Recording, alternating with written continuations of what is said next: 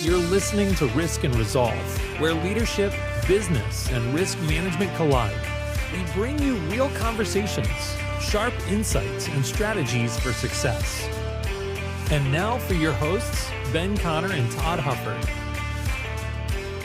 Welcome back to another episode of Risk and Resolve. I'm Conner alongside Todd Hufford. And today we do have a special episode because we don't have just one guest, but we have two. Don Palmer and Greg Enas, together with Citizen 7.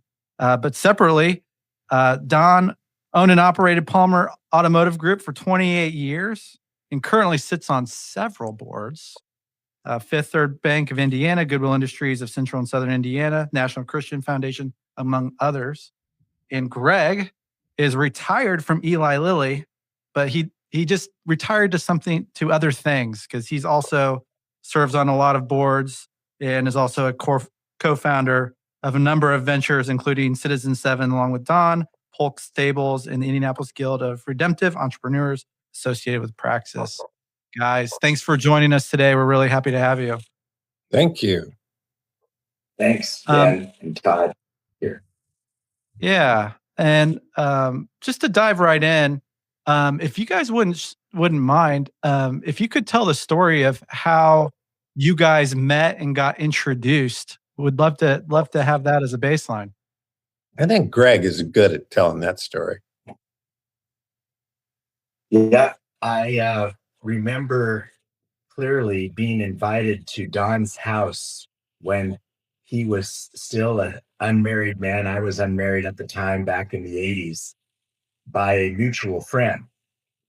And my friend told me, who was at the church I was at, Agape Fellowship in Indianapolis, that Don was hosting a Bible study at his house.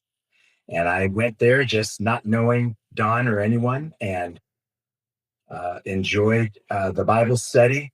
We really didn't connect there, though. I was busy with other things and was pleased to meet his acquaintance, but we never really connected until many, many years later on, when we started to walk in the same circles, understand each other, and develop a love for each other, as we both had a heart for ministry, for working in the business world, for loving Indianapolis, for having fun, and all sorts of things that ultimately brought us to mentor some kids in the KIPP school system here in Indianapolis together. And that come together, and in parallel with some other men that we started meeting with in more deep, authentic relationships, really cemented our relationship. And that was over 10 years ago. I'd say, Don can correct me if I'm wrong, but 10 or 15 years ago. Yeah. Don, is that story check? Is that how you remember it? That's about right.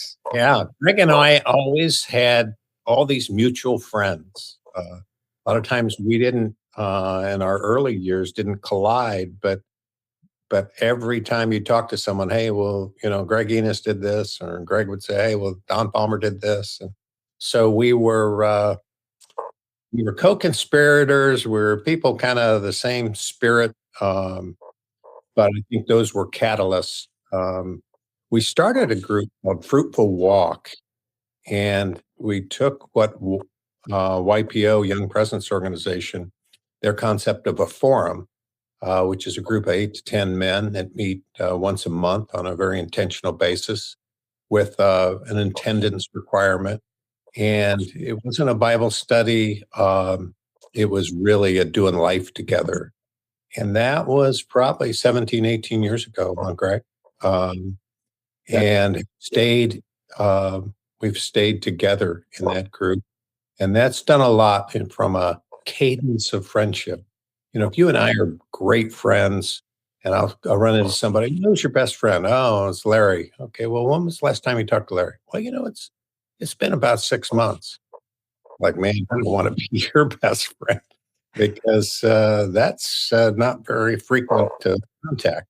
So I think that having that regular monthly time together, and we did what they call an update, where you have 5 minutes to tell your best that's happened professionally, what's your worst, What are you looking forward to? And what are you dreading professionally, family, and business?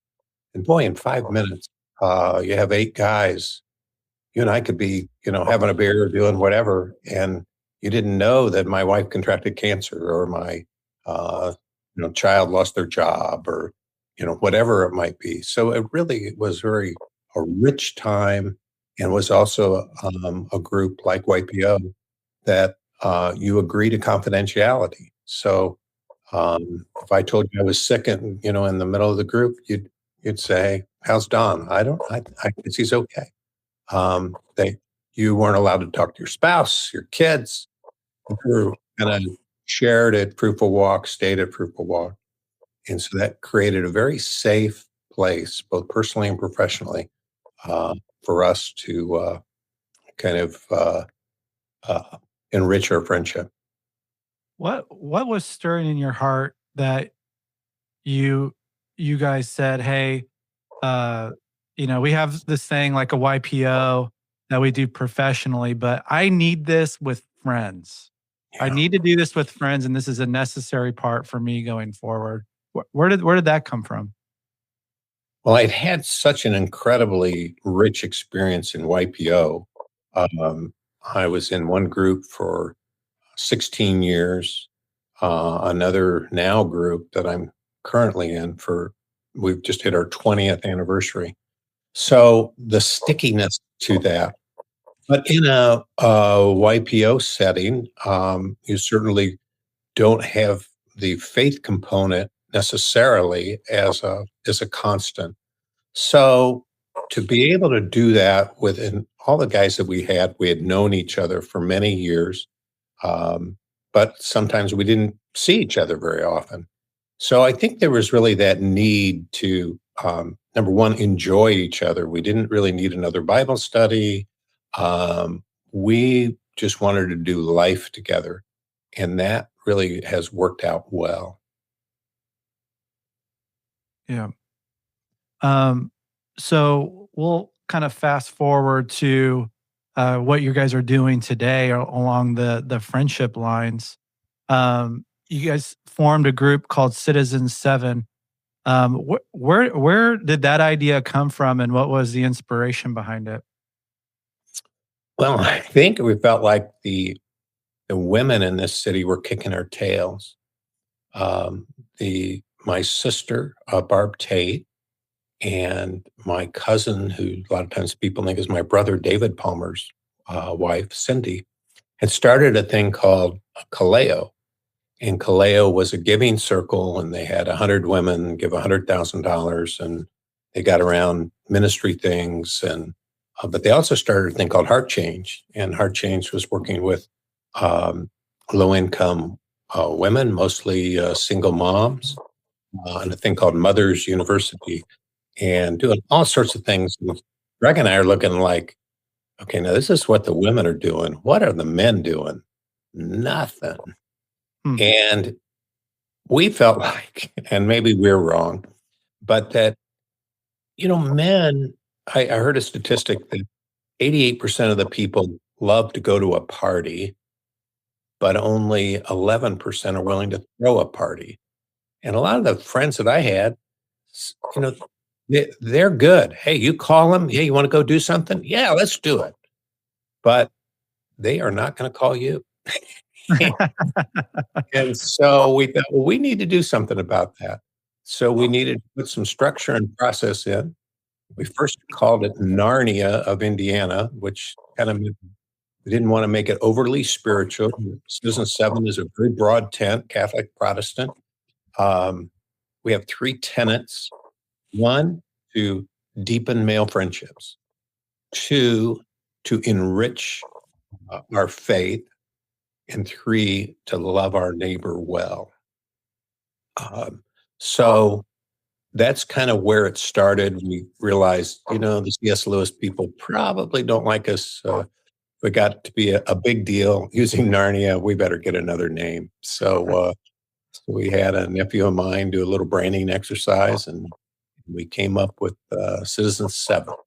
So that was, I don't even know how many years ago it was. It was very small for a number of years. Greg, maybe 6, 7 years. Just the last 2 years, it's absolutely exploded. Yeah, we have about 1,400 guys on the mailing list, but we're trying to create a engine down deep where we're going deep now, and it's going to be small to start, right? Not 1,400, but a small cadre of men that really grow deep and authentic, because we really believe relationships is the key. Belonging, more covenantal than contractual. In the business world, we have to abide by contracts, and we have to abide by the written rule. My tendency, and I see this in Don and others that are in our smaller cohort, is we're trying to abide more by covenant. That we're trying to, because, for example, contracts are out there to prevent conflict. We can resolve things and make sure things are spelled out, and we need those, especially in the business world. But we're talking about a world that we hope would prevent conflict by having these solid relationships. So I personally can err more on on conflict prevention, because I, by nature, avoid conflict. But what we're trying, and especially with men, I take too much maybe on the prevention side, versus understanding that in relationships, we will have conflict, and we don't have contracts to stipulate how that needs to be resolved. It has to be done because we trust and love each other. So that's what we're trying to do at the essence of Citizen 7, is unleash authentic male relationships that then can move into business well together, that can move into civic engagement well, that can move into our families well, where we don't have contracts. I don't have a prenup. I don't have one for a reason, right? Not that I'm going to disregard that, but those kind of relationships are based on something that go beyond a contract. And I don't want to set a contract up to limit it, or to prescribe it, or to set the tone for that relationship. That's what we're trying to do through all that we're about. And we believe that is the love of Jesus that allows that to happen. It's hard work to have those relationships. And we believe that ultimately is what's going to change our lives personally, our families, our neighborhoods, our businesses, and the city that we dwell in. Yeah. You mentioned your first pillar was male friendship. What's the challenge in male friendship that you guys have seen, that you're like, hey, number one pillar is we want to prioritize male friendship? Well, I think I got a taste of what sharing life deeply was from the YPO forum experience. So I knew that there was more to friendships than strictly how about them Boilers and how about them Hoosiers. We need to play, we need to have fun together, but we also need to go deeper and understand what people's dreams are, what people's concerns are, et cetera. So I think it was probably a desire in our own lives to feel like we didn't have that as much as we'd like. And I think combining the faith component, people, are all different walks on their faith. It could be just exploring the faith, could be just have become a new Christian, or maybe they're mature. So we're all on a journey, and we just thought being able to have people have some structure. Our meetings, we spend half the time in a small group, and those questions are intended for people to get to know each other better. So we not only talk about what a speaker talked about, but we also, hey, what was your worst job?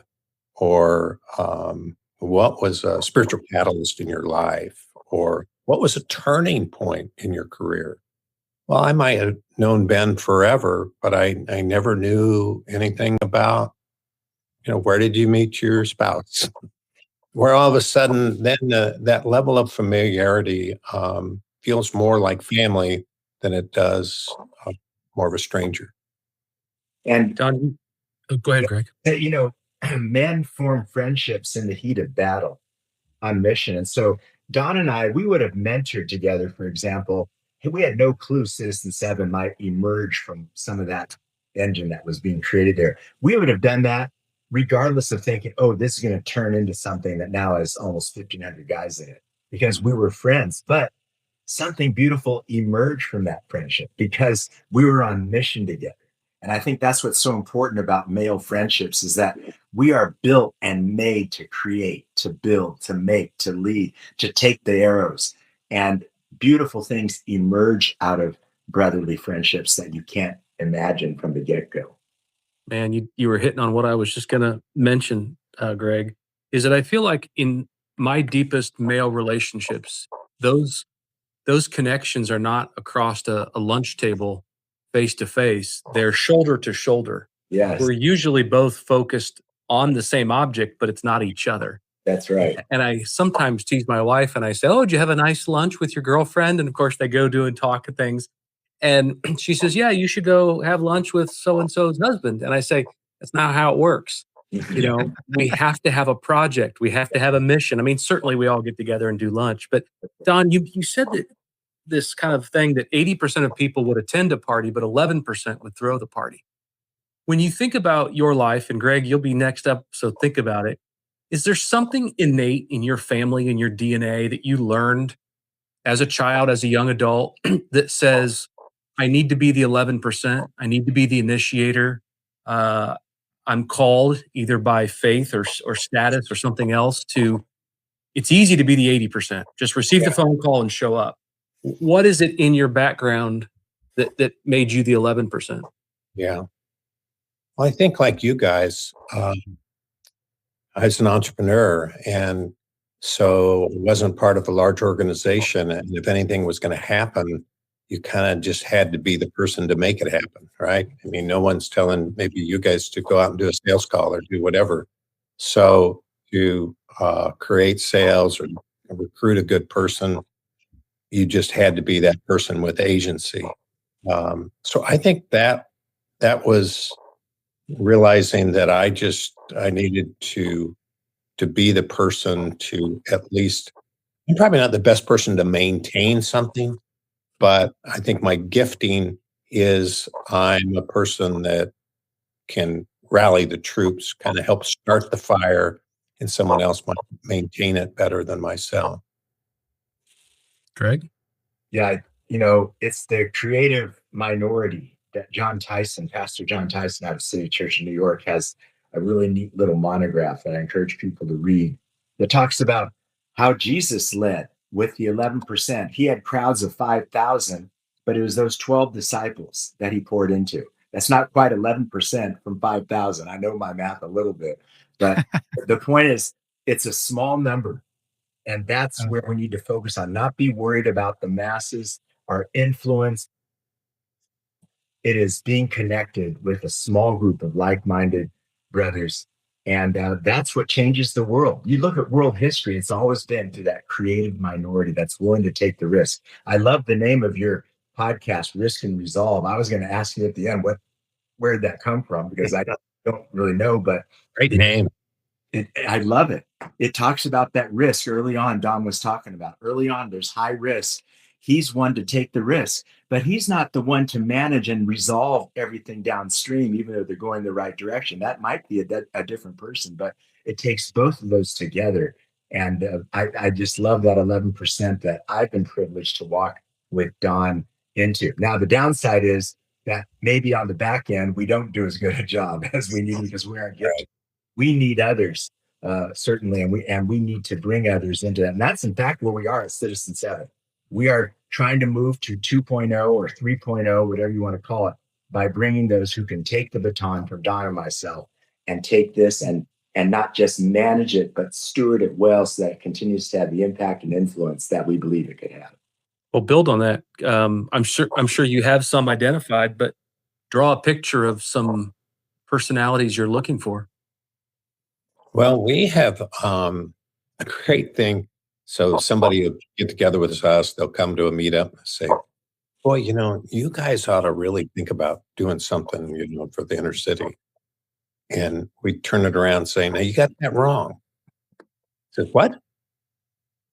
You ought to do that. And how can I help you? Yeah. So the people that one guy came to us, he's named Drew Kelly, said, I really, he's a salesman for Salesforce, said, I really feel like God cares about our quotas and about our job stress and everything else. And I want to do something in honor of God in the daily grind. And instead of us taking that, say, okay, that sounds like a great idea. Let's do it.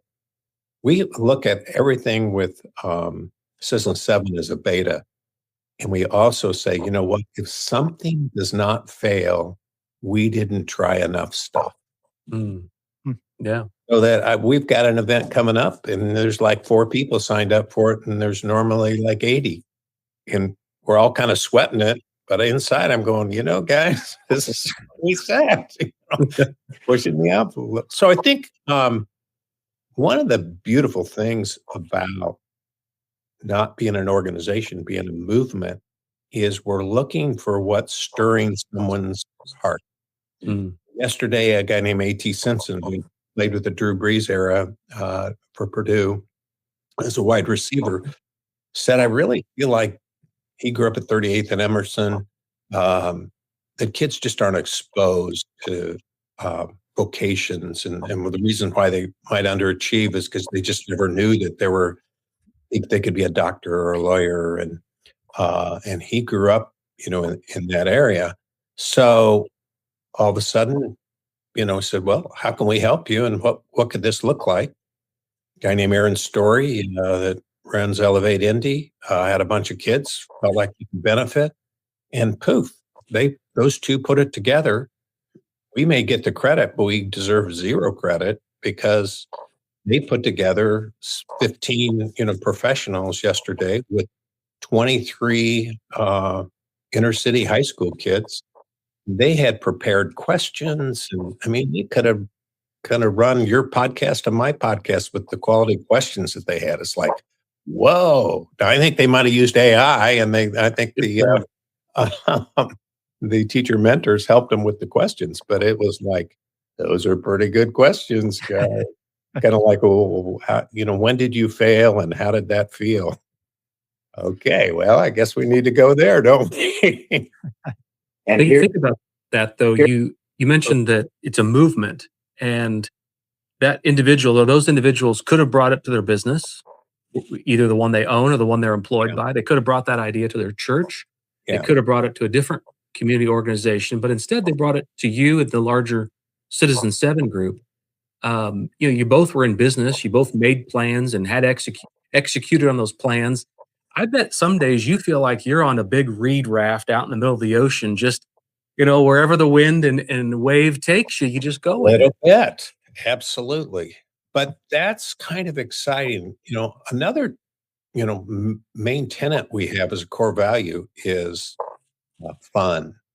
And I get people, people say, well, a family that prays together stays together. And I said, and a family that plays together stays together. And I look at my male friendships, and a lot of times we share some kind of, whether we like to bicycle or golf, or that we're playing euchre, or that we're having some fun in addition to trying to save the world. So in our programming, so there's a group that's going to that Savannah Banana thing, the Indiana Clowns or something. I didn't even know what it was. And it sold out like in 48 hours, 100 tickets.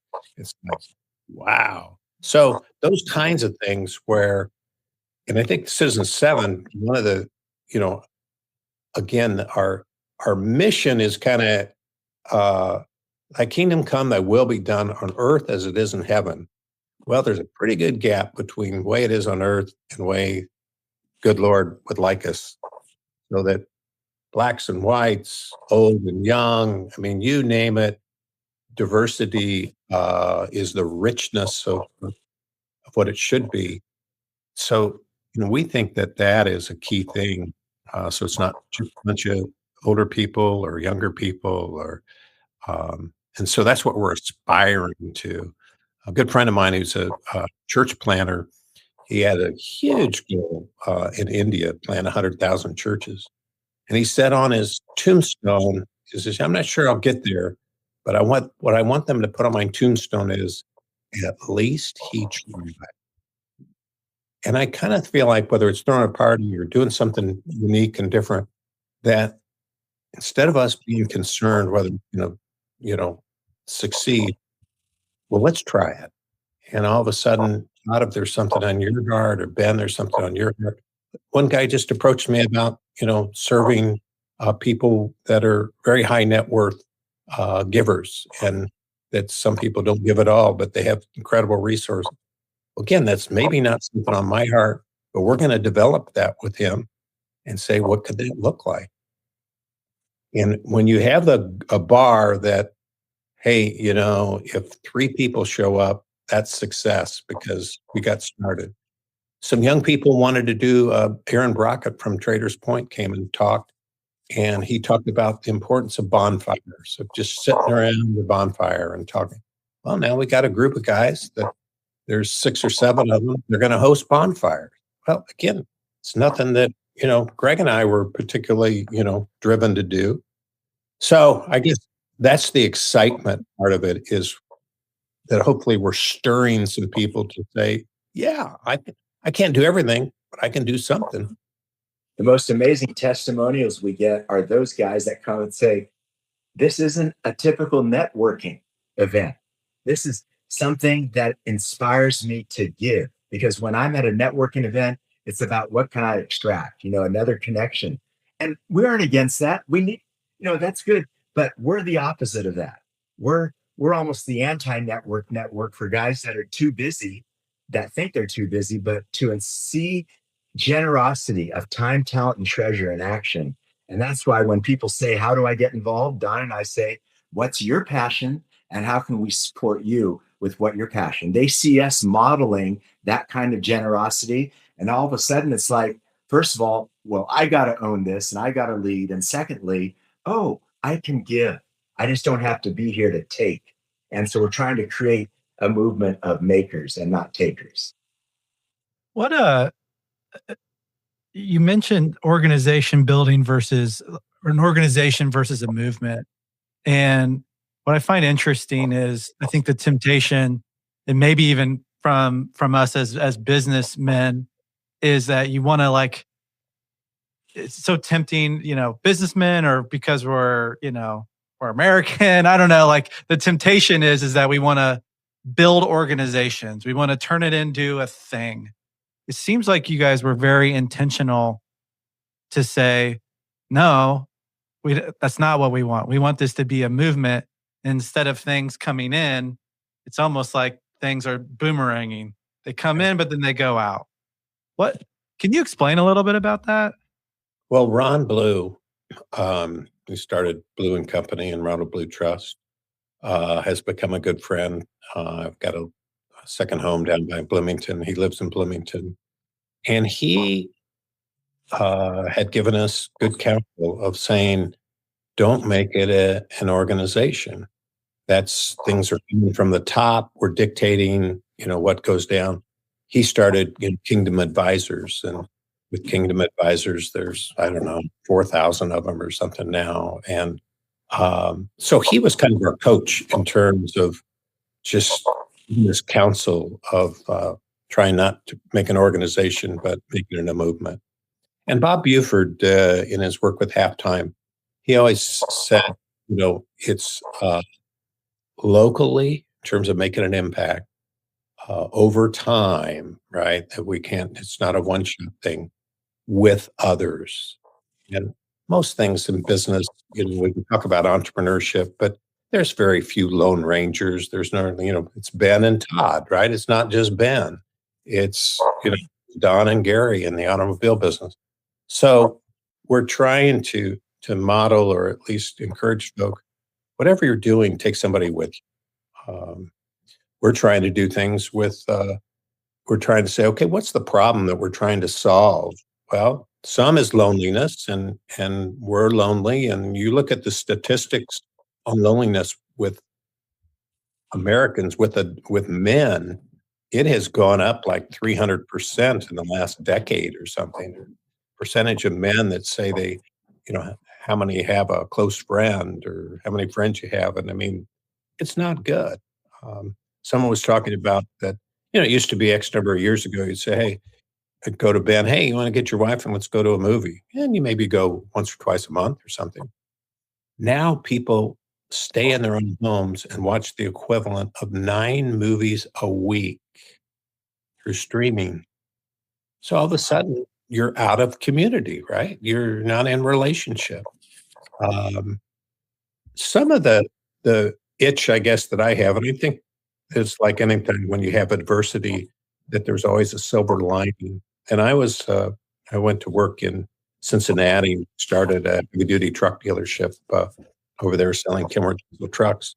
I know literally everybody on the north side of Indy. Put me in Greenwood, I probably don't know anyone. I moved to Cincinnati, and I didn't know anybody to even call for a cup of coffee. And I remember what it was like to be a stranger. And I remember it was like that there was some local guys and girls, and we were friends, and I thought we were great friends. But then there were certain parties that I just never got an invite to because I hadn't gone to Indian Hill High School, or I hadn't gone to, and I remember it wasn't a huge sharp pain, but it was also kind of, it was an unpleasant feeling. And I think that's one of the things that we're trying to do is to make it so that people can access the city. They're moving from other places. There's so much more mobility than there was when Greg and I were growing up. And so that people don't feel like strangers and that can, really develop deeper relationships much quicker. Ben, to answer your question too, I think Don and I, of all people, are very pro organization and pro institutional, but not for Citizen 7. We're a movement that builds men that will lead their families, that will build their businesses and create businesses, that will do those things that need to be caught, that will have sustaining impact and influence. We are all about that. But we believe the secret sauce is not creating an institution to do that. For all the things, the negative things that I think accompany that, the downsides, we're able to be free to incubate others. And I think it fosters this sense of generosity and giving to others' ventures that really brings the power to what the Citizen 7 movement is about. So, and I'll throw this question back to you, Greg, too.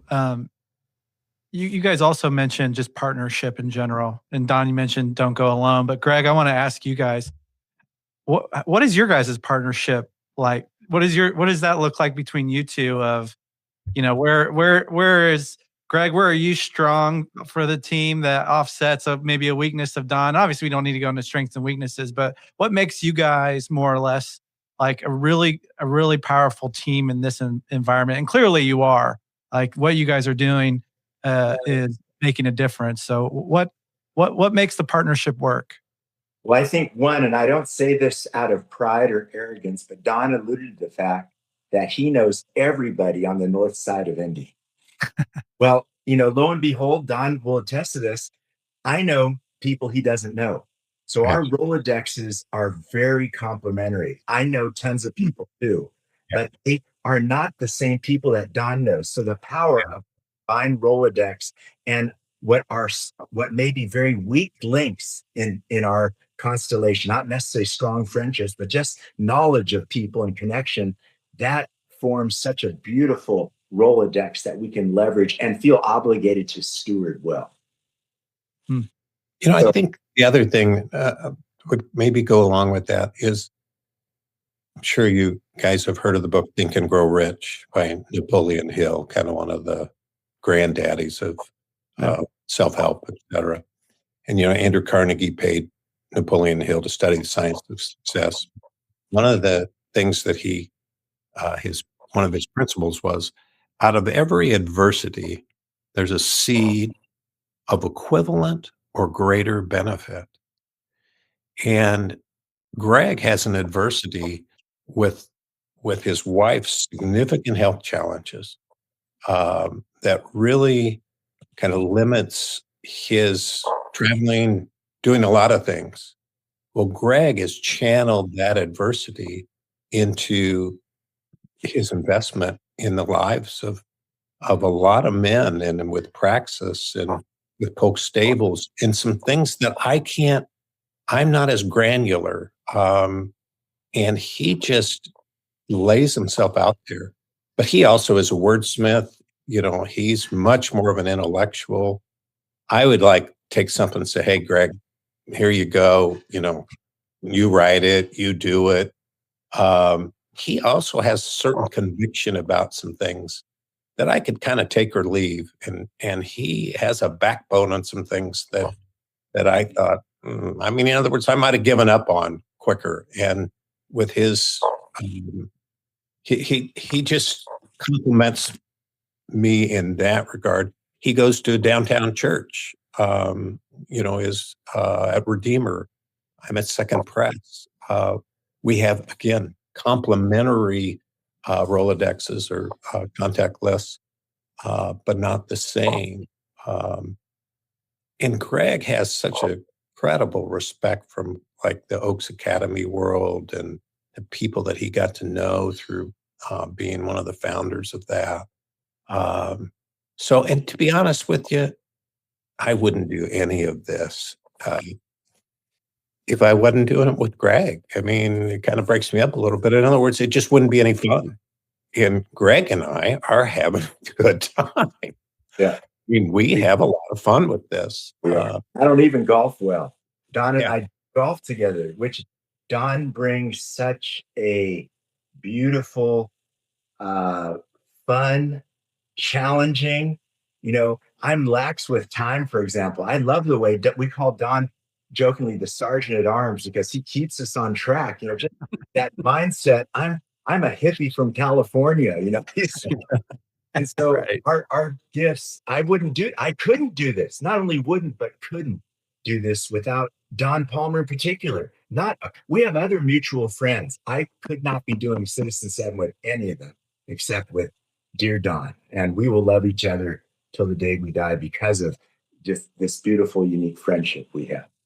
Dear Don, the sergeant at arms. Yeah. Greg, you said a word, Rolodex. It's a synonym for network. And my son's in college, and I told him before he went, I said, son, you have two jobs, and it's pretty equal 50-50. The first part is to pass, not get thrown out. Learn something new.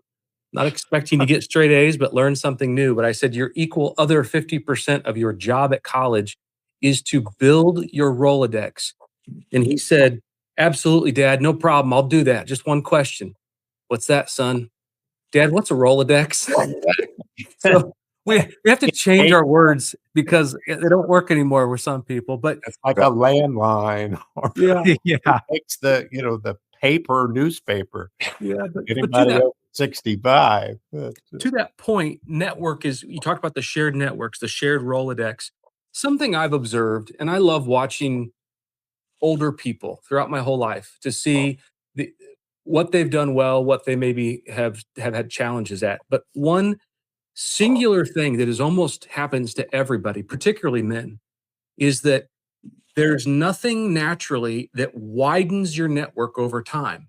Everything narrows it. Yeah. So you retire, your network begins to narrow. Your kids leave the high school and your network begins to narrow. You might move to a new city. You mentioned that, Don, going to Cincinnati, your network narrows. Yeah. You get closer to the end of your life, your friends begin passing away. What I have seen one or two people do, it's not many, it's like just a few, is in each section of their 70s, their 80s, their 90s, and even into 100, these people make new friends. Mhm. Do you have any commentary on making new friends in the seasons of your life as you progress through this world? Totally. How do you do it? I think that number one, we used EOS, Entrepreneur Operating System, most recently to say, hey, we profess this in our companies. What are we doing with Citizen Sevens in terms of developing rocks and processes, et cetera? But the problem with that, Greg and I would both agree on this, with male friendships is Everybody's waiting for someone else to call. And, if you want to be a mentor, hey, well, yeah, I'm available, but nobody's asked me. You've got to, in terms of friendships, you've got to be the person that makes the first move. I just reached out to a guy that was a inner city pastor whose name came up. Well, I didn't wait for someone else's introduction. We shared 40 or 50 mutual contacts on LinkedIn. Well, all of a sudden, we're friends. We do a Lake Lemon retreat where we have about 35 men. We try to have about 40% Black or brown and 60% Caucasian. And we just spend 24 hours together. Some of it is just, can you give up time? Can you just abide with someone? But the other thing is that it can happen as you get older. You lose your curiosity. Mm. So if I'm not curious about Todd, and I'm curious about that son of yours and what he's studying and what motivates him, and what are your challenges as a father? So I was talking with a friend of mine, and he played golf with a Fortune 500 CEO and a very, very prominent company you would all know. And he said in the entire round, the guy never asked him one question about himself. Mm. Well, David Brooks wrote a book called How to Know a Person, and phenomenal book. But I think in terms of friendship, is making the first move and then really being curious. How many people are like great listeners, or people are moving so fast, or they're texting things and nobody's saying, well, tell me a little more about that son of yours, Todd. And we get done and you go, you know what, that Don, he's an interesting person. I might not have told you a lot about me, but I'm interesting because I'm interested in you. Mm. I think from a friendship standpoint, I'm a guy of faith. I believe that it should be on your prayer list of, Lord, direct me to friendships that are meaningful and that are uplifting. And then when those things happen, or you're more aware, hey, I prayed that, I asked for that. Now all of a sudden someone comes into your life and you go, maybe this is the good Lord saying I should pursue that. So that's probably a long-winded answer to developing friendships, but I personally have benefited greatly by having friends 10 years older than me. There's things that I'm 71 that go, I never knew that this happened when you got older with your body or your mind or anything else. And then to have, I met with two guys. One guy was 50 today and the other guy was 36. Fascinating to find out, what was going on in their life, what they're doing as father, what we're friends, because we're genuinely interested in each other's lives. And Todd, let me give you one concrete example about how to grow your network, your friendships. In 1997, I met a guy, long story, who knew Don, but I didn't know Don real well. But he and I developed a deep friendship. His name is Don Fisher. We co-founded the Oaks Academy together, and I had no clue that Don was also doing business with Don Palmer, who I didn't have a tight friendship with at that time. So not only did Don and Fisher and I get to be friends, and Don Palmer and I got to be friends, but now because of our mutual yet parallel, not interdependent, but parallel friendships, a threesome now all of a sudden becomes more than just 1 + 1 + 1. So to answer your question, if you keep building friends, and Don, I will admit, is 10 years older than me because his birthday's Wait a minute. Don Fisher, not Palmer. Oh, I was going to say. Don Fisher's birthday. Frank and I are months, not years. That's right. But the point is that as you build friendships, you don't know what's going to happen. That's even multiplicative apart from just building individual friendships in your Rolodex. And that's a real beautiful example I treasure because that has strengthened Palmer and my relationship, knowing that Don Fisher is a dear friend of ours and we walk together on mission in different missions. Well, Don Fisher's a very persuasive guy. He persuaded me to read the largest book I've ever read in my life called The Prize about the oil. And Ben remembers that. We were at lunch at the Embassy Suites over on Michigan Road. And Don says, well, if you want to know how the world works, read this book. And I thought, well, I want to know how the world works. And I got the book in the mail and I thought, oh man, what have I signed up for? Yeah. Yeah, we got a lot of good stories about Don Fisher. I'll never forget he was always willing to go to lunch with us. And I always felt like, and this was right after college, I always felt like I had to go home and take a nap after we had lunch. He's a wild man. Ethan got to be a good salesman. His dad would take he and his twin brother Ron down to Polk Sanitary Milk Company, our Polk Stables building, and sell shoes on Saturdays. And that's where Don, as a kid, got to learn how to sell retail to the guys coming out of the plant there. Interesting. Hey guys, you say you're connected with 1,400 people, at least on email. I know you're not personally connected with 1,400 people, but you do have a pulse on a significant subset of the men in Indianapolis.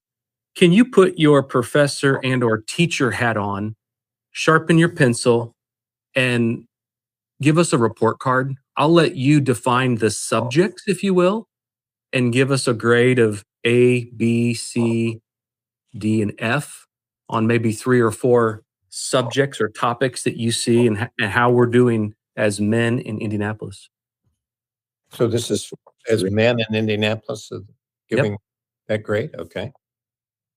So pick your topics, whether it's how we're doing as leading our families or leading our businesses or connecting with our churches. You pick the topics and give us a grade as to how you think overall the men in the city are doing. I think one grade I would give is I'm seeing more and more men amongst our 1,400. They're emerging out of more broken families. They may be 2-parent families, but there's more honest brokenness that they're coming into relationships with. That's either causing chaos or consternation or preventing them from moving into what they believe God's calling them. And so from a cultural perspective, I lament some of how we're forming our men. It's apparent, obviously apparent in fatherless families, and we are getting men coming from that background, which is beautiful because we want to be the father or welcome those who don't have fathers. But I'm just seeing more of that, and it presents itself on a grade wise in mental health, in ability to think about long term, have that long game in mind. It's more a short term, fix it right now versus that long game. So I'm lamenting some of those issues that lead to then withdrawal, that lead to the temptations with porn and alcohol and drugs, whatever it is.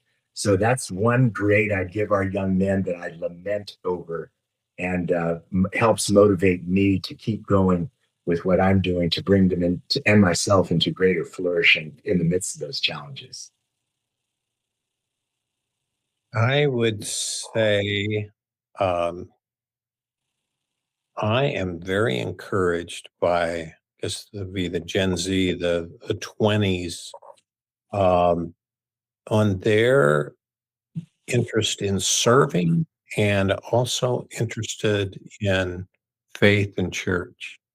So I would give a B plus. We started to think of great guys under 35.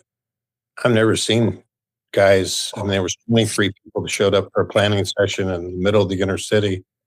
And these guys are just going crazy, and they've already got a 9-month agenda, and they're inviting all their friends. And so I just went to a thing last night called Night with the Sun, and the guy, Stuart Reamer, and he's a senior at IU in the Kelly School, and he's a finance and real estate major. He raised $225,000 as a college senior Wow. for a night with, I think it's Cliff Knightley is his name, maybe, who's kind of an apologetic, and then they had a lead singer from Elevation Worship.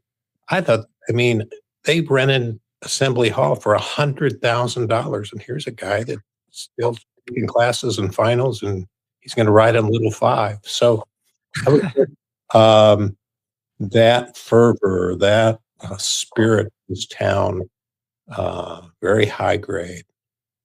I think I would give a low grade, probably a C minus, to our connection of folk with means and without means.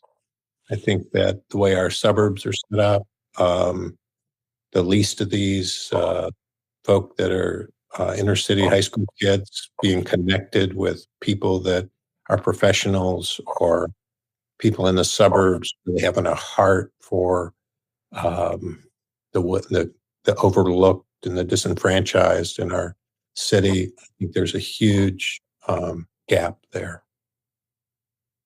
I would give to Don, sort of piggybacking on Don saying about the B plus.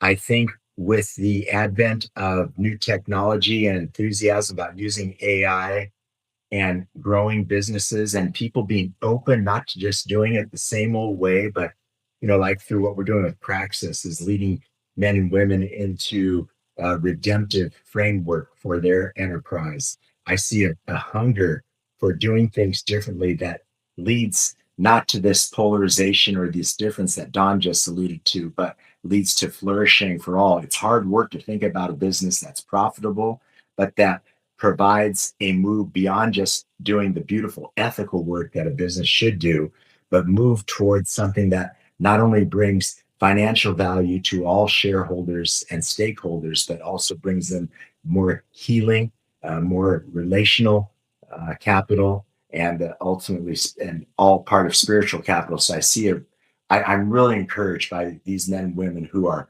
laying it all out there to do business differently that way. Thank you, guys. Appreciate it. What are you guys looking out for the next couple of years? What are you guys most excited about on the horizon for Citizen 7 and for the men of this city? One is for Don and I. Don he's not 80, but he's a year and a half older than me. But to see a whole cadre of men really own this movement, and in 2 years, Don and I would love to see this next generation of guys really saying, this is bringing not me value, but it's bringing our city, it's bringing my family value, it's bringing my church, my business, my community value. I want to have my share of this. I want to lead this. That would please us to no end. And that's truly an aspiration. If we don't see that happen in 2 years, Ben, I would feel like, man, did we fail with respect to being able to sustainably drive this movement forward? Yeah, I would agree with. I think some of the blame comes from our generation that we haven't handed the baton. We've held on to board seats. We're held on to control. I don't know, power is the right word, but we haven't believed in the young people to say, hey, you're as good as this as me, and I didn't have no idea what I was doing to start with. Go for it. So I'm hopeful that we can really just empower people to act, and we do nothing. I think sometimes we give everyone a guilt trip. You need to do one more thing, and I know you guys have families, and again, I know Todd or Ben, you've got several kids, but it's a busy life to have a hard driving career, sometimes a wife that works, kids, and in many instances, people are not creating not to do lists, and we need to give bless people to say, what is it that on your priorities? Give me your 4 priorities of your time. Tell me what the 4th is and give me a darn good reason why that should still be on your calendar. So I think I would be encouraged if we had more intergenerational friendships where we could talk about, somebody could lay out, hey, here's the challenge I'm having as a young dad, or as I now have somebody in college, and what's it look like to be a good dad to somebody in college? Um, so I think that that would be really encouraging. We're trying to create, this, if you and I wanted to do something good, and I looked at you and said, Todd, we have any time? Nah, I really don't have any time. You say, how about you? I really don't have any time either. But we've hired administrators and some part-time people to be the kind of the feet of this thing. So we could go to something and say, that we could easily pull that off because we've got this admin. So, my hope would be to figure out how Citizen 7 is more sustainable. We haven't really asked, we've had founders, but really haven't asked for money. So that would be encouraging to figure out a model that works, and we don't have all the answers.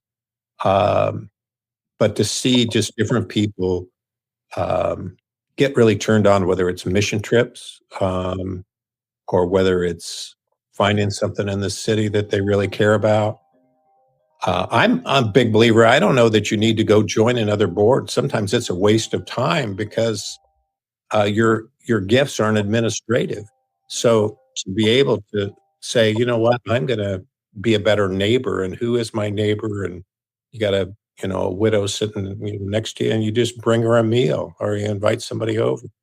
So to me, some of those little acts of service that are kindness, that are grace and mercy, if those things are happening more often, kind of this iron sharpens iron, so does one man's countenance sharpen that of another. If those things are happening, hey, I want to read you real quick just um, a note that I got from somebody 2 years ago. I won't say what friend of mine it is, but I think as we talk about relationships, there's a lot of times where I really didn't know that my friendship with you even mattered.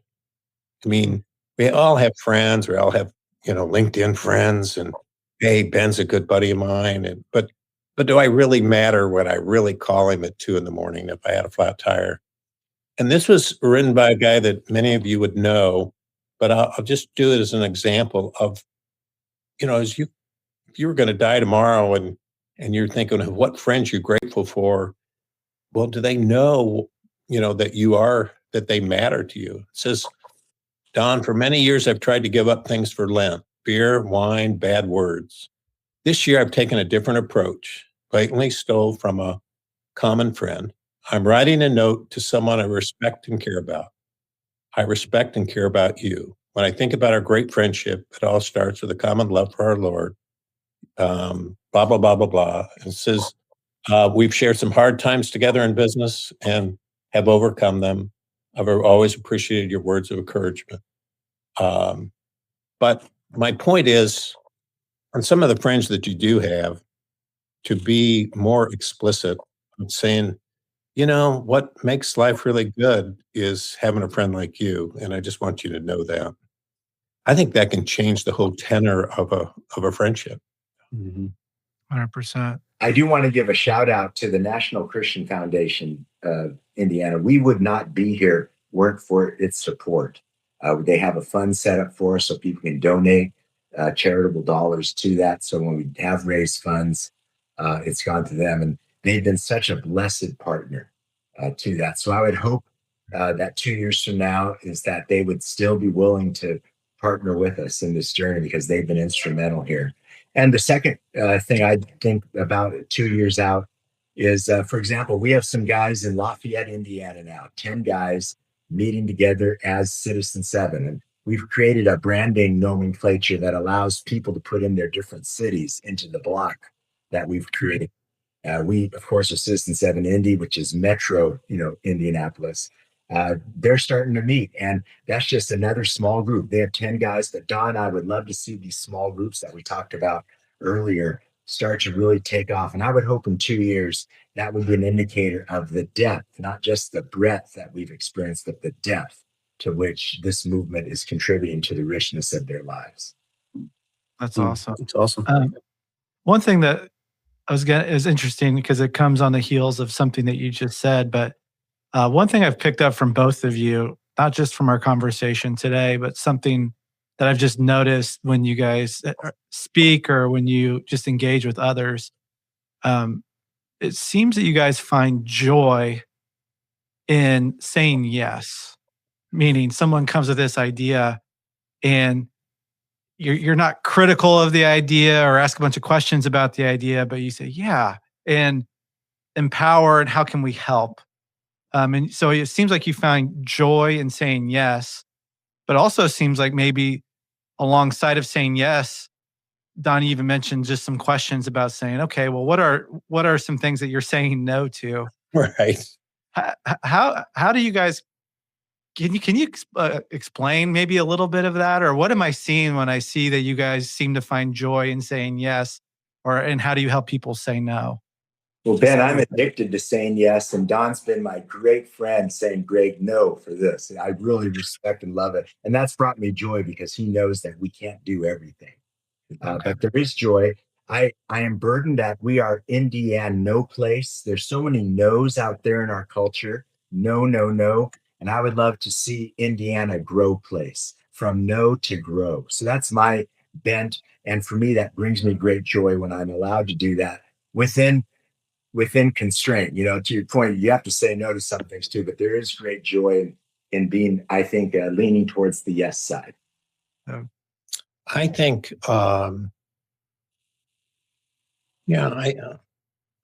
think that we need to encourage people. If all of a sudden you're talking about something that you've thought about or is kind of on your heart, to not get somebody to go sort clothes someplace or do something, but to have them go deeper on that. Say, tell me more about that, and sometimes to understand more. Where did that come from? Why do you care about X?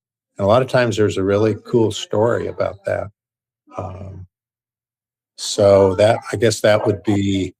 But I'm an entrepreneur. I've failed and I've succeeded. And, I sit on these advisory board companies and everybody is iterating, right? Everybody has to see how AI can help their productivity or be leaner or be more competitive.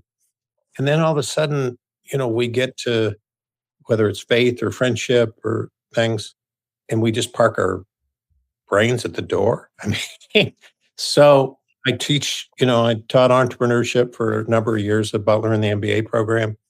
And we're always talking about, iterating an MVP, a minimum viable product. And I love to just say, hey, let's not try to save the world. Let's just try to do one event. Let's try to get 4 people together.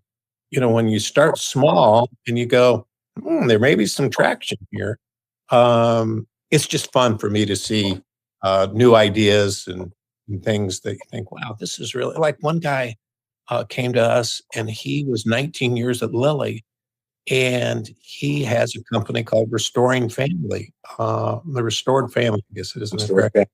And he had a burden for people being better leaders, better fathers, better husbands. And he had a curriculum that he wrote, and he goes around the country in some instances, the world, teaching this. And he just is doing it, for this group, 8 people a couple times a year. I mean, those kinds of things, like, and the people you talk to, we get testimonials of that changed my marriage. That changed the way I related. Well, that is just super exciting to me. And that's why, saying yes to things, we want people to serve with their gifts. And then also asking them, what do you need to say no to say yes to this? I think as young fathers, sometimes people want to do some things, and many times I discourage them and say, well, let's talk about how you are as a dad, what kind of quality time, just one-on-one you have with one of your children. And all of a sudden they get pumped up more about, hey, that's what you're first called to, is being the father and the husband, not, going out and, picking up trash in the inner city or something. So I think it's a balance, and I think people appreciate empathy of knowing how busy lives are.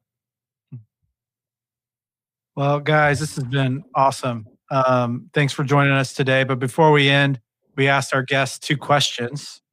So I'll ask the first question, and Greg, we'll start with you. What is a risk you have taken that has changed your life?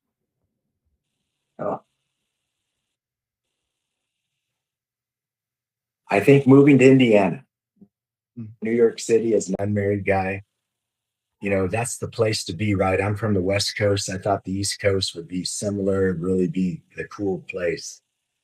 But God called me here. I knew nobody. Came by myself. Came to Eli Lilly. And I said, I'm all in. And I've been all in since 1982.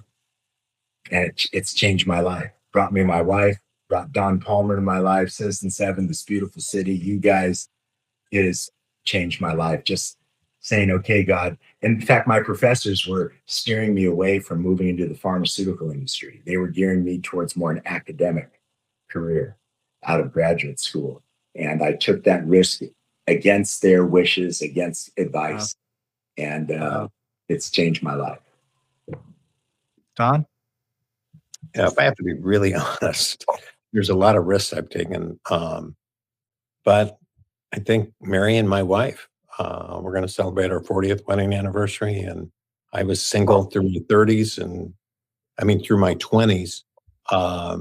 So just to take that leap, I got 3 kids and 7 grandkids. So I think that was huge for me. I got my MBA at Xavier at night, was in Cincinnati.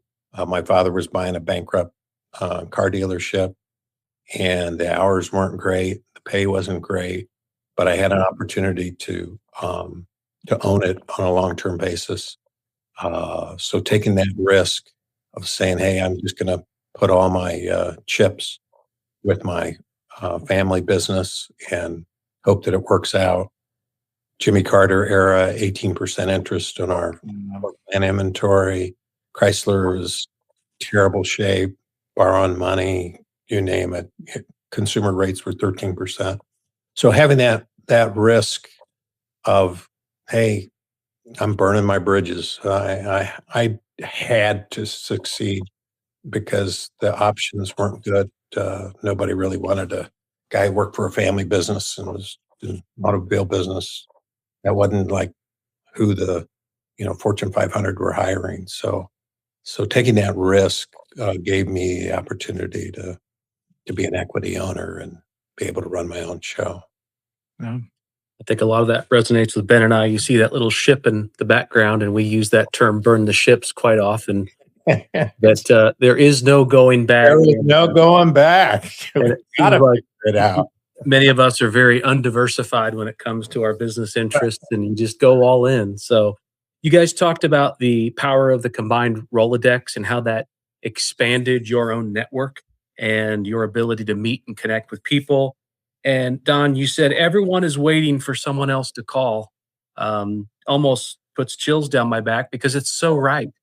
And when you realize that some days you are that person, that you need to get out of that box and say that I'm going to be the one to call.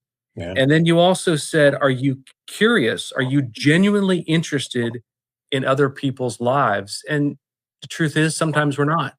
But Yeah. we've got to put ourselves in a posture where we are, because I think that's where we do stay young, we stay vital, and we stay relevant, Mhm. and we stay productive. So the second and final question, and Greg, I'll start with you too, is with that kind of as a backdrop, what is left yet unfinished, Greg, that you have the resolve to complete?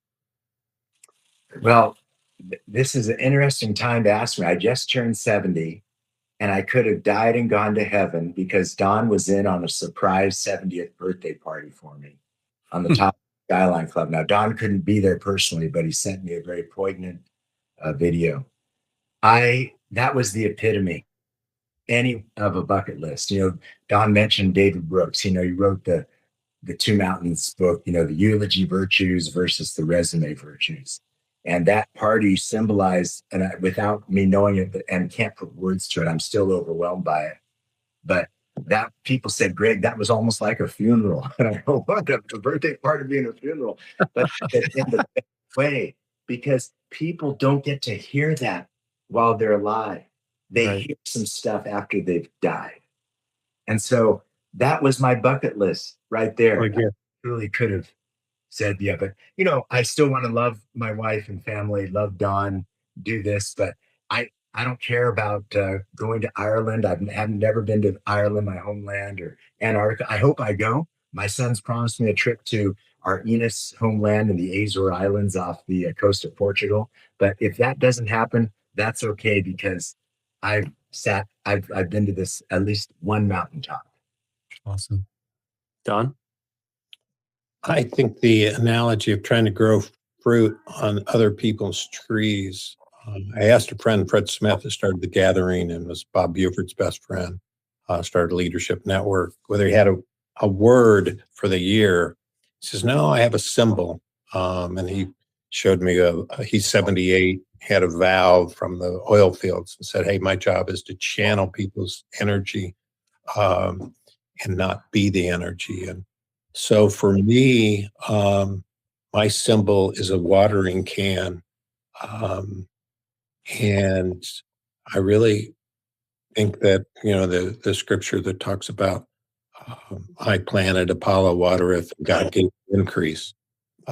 So for me, when I really look at it, is I've now created kind of a scorecard for me on a monthly basis of how well I'm doing as a husband, how well I'm doing as a father to my adult children, how well I'm doing as a grandfather. And so the legacy I leave won't be financial, though I still have some things to work out there. But how do I create the right legacy within my family that when I get hit by a bus unexpectedly, say, it's all good. Everything's finished. Yeah. Amen. That's awesome. Thank you. Well, gentlemen, thanks for joining us today. Thank you for the work that you're doing for our city, but ultimately, thank you for the work you're doing to build men. It's really important work, and we're really thankful that you guys have struck the match on that. And even we're thankful that you have the vision of passing that match, if you will, to others. It's wonderful leadership. But I just want to thank you guys. Also, just want to thank our guests for joining us for another episode of Risk and Resolve. We will catch you next time. Thank you. Thank you. Thanks for tuning in to Risk and Resolve. See you next time.